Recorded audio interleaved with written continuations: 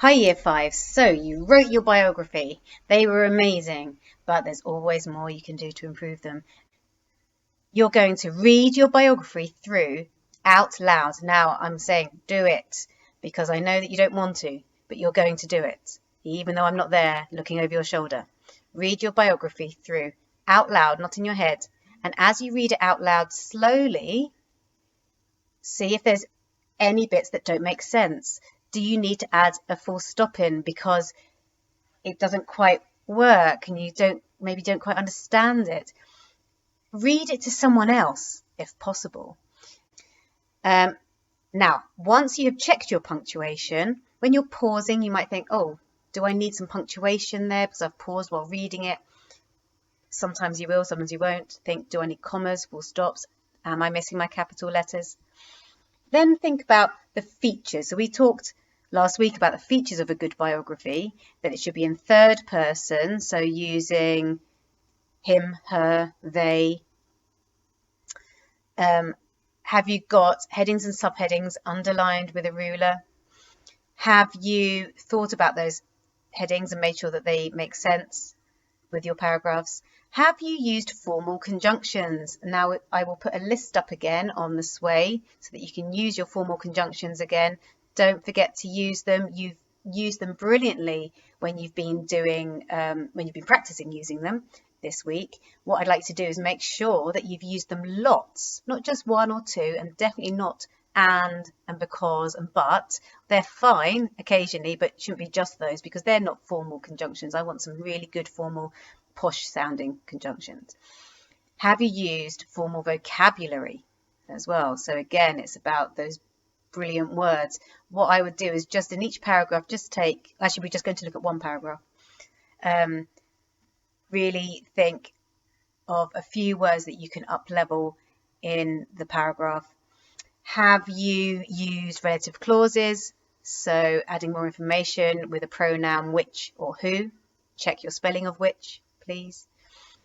Have you used anecdotes? So those stories that you used the other day, a couple of days ago, have you used those in your biography? Because they are really good for making it come alive and sound interesting so that your reader wants to read on. And finally, is it presented well? Can you take that paragraph and rewrite it more neatly using a ruler to underline? So I don't want to just see lots of purple pen all over the place with the odd word added in. I want to see a paragraph rewritten. So what I want you to do is take one paragraph. I'm going to take the one that I wrote yesterday with you, my introduction. So you could do your introduction or any of your paragraphs. Choose one paragraph to work on, just like you normally do. Normally I say to do something like this and, oh, I don't want to do that. Something not like that. Can I draw on here? I don't know. But normally I say get a highlighter or a pen and just put a mark around the paragraph that you're going to rewrite. You could get a line, draw, that's what I need. So like that. And maybe even a neat line with a ruler through the middle.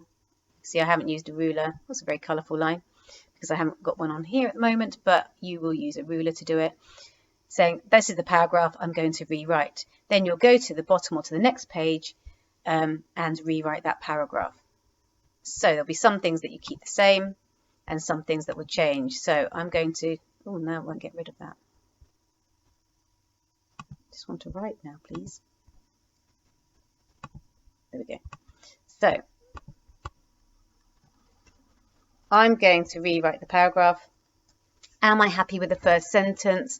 First of all, I'm checking, have I got my capital letters and full stops in the right place? So I read it out loud. Over 50 years ago, a man named Martin Luther King, oh yeah, I've got capital letters for his name, that's good, had a dream that all races would one day be treated equally. Full stop. Okay. Despite being on the receiving end of cursing and violence throughout his life, he was a strong believer in peaceful protest and diplomacy. Okay, I'm happy with my punctuation, but do I want to start it in the same way? I think I could be more specific. Over 50 years ago, do I want to say How many years ago? I think I'm going to keep it over 50 years ago. But I'm going to be a bit more specific with a parenthesis. In the 1960s.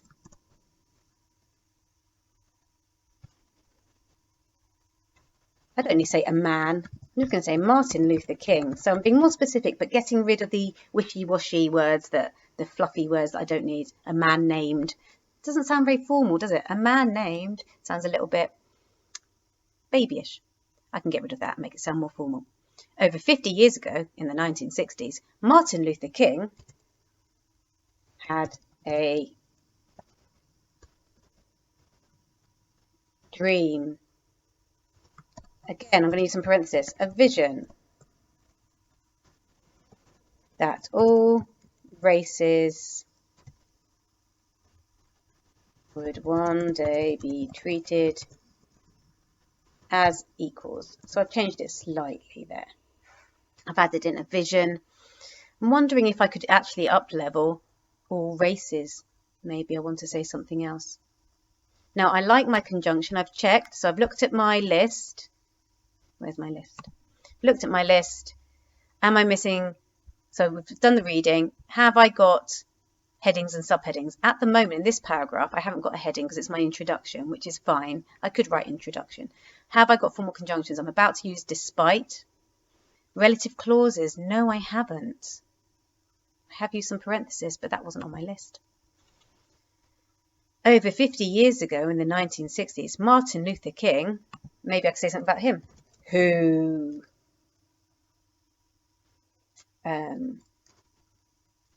was a black man living in America,